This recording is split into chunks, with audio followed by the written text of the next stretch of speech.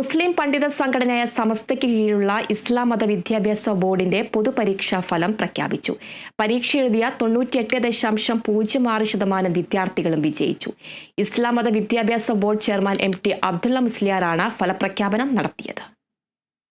100% വിജയം കൈവരിച്ച മദ്രസകൾ 5ാം class 2542, 7ാം class 3144, 10ാം class 1282, +2 class 180.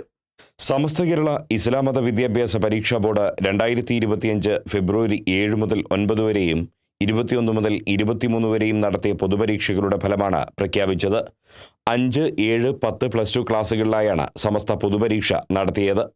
ഇന്ത്യയിലും വിദേശങ്ങളിലുമായി രജിസ്റ്റർ ചെയ്ത 2,68,921 വിദ്യാർത്ഥികളിൽ 2,65,395 പേർ പരീക്ഷ എഴുതി. ഇതിൽ 2,60,256 പേർ വിജയിച്ചു.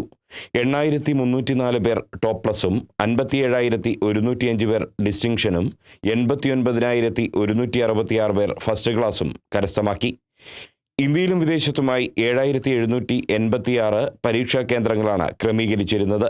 കേരളത്തിന് പുറമെ 10 സംസ്ഥാനങ്ങളിലും പോണ്ടിച്ചേരി, ആൻഡമാൻ, ലക്ഷദ്വീപ് തുടങ്ങിയ കേന്ദ്രഭരണ പ്രദേശങ്ങളിലും ഇന്ത്യയ്ക്ക് പുറത്ത് UAE, Oman, Bahrain, Qatar, Saudi, Kuwait, Malaysia എന്നിവിടങ്ങളിലുമാണ് സമസ്തയുടെ മദ്രസകൾ പ്രവർത്തിക്കുന്നത്.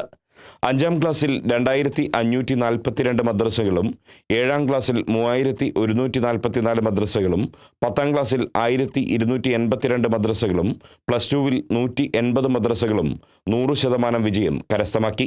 പ്രീ പ്രൈമറി മുതൽക്ക് +2 വരെ മദ്രസ പഠനം, അത് 5ാം ക്ലാസ്, 7ാം ക്ലാസ്, 10ാം ക്ലാസ്, 12ാം ക്ലാസ്സിലൊക്കെയാണ് പൊതുപരീക്ഷ നടക്കുന്നത്. വിദേശ നാടുകളിൽ UAE, Oman, Saudi Arabia, Bahrain, Qatar, Kuwait, Malaysia എന്നീ വിദേശ രാജ്യങ്ങളിലൊക്കെ നമ്മുടെ മദ്രസ നടന്നുകൊണ്ടിരിക്കുന്നുണ്ട്.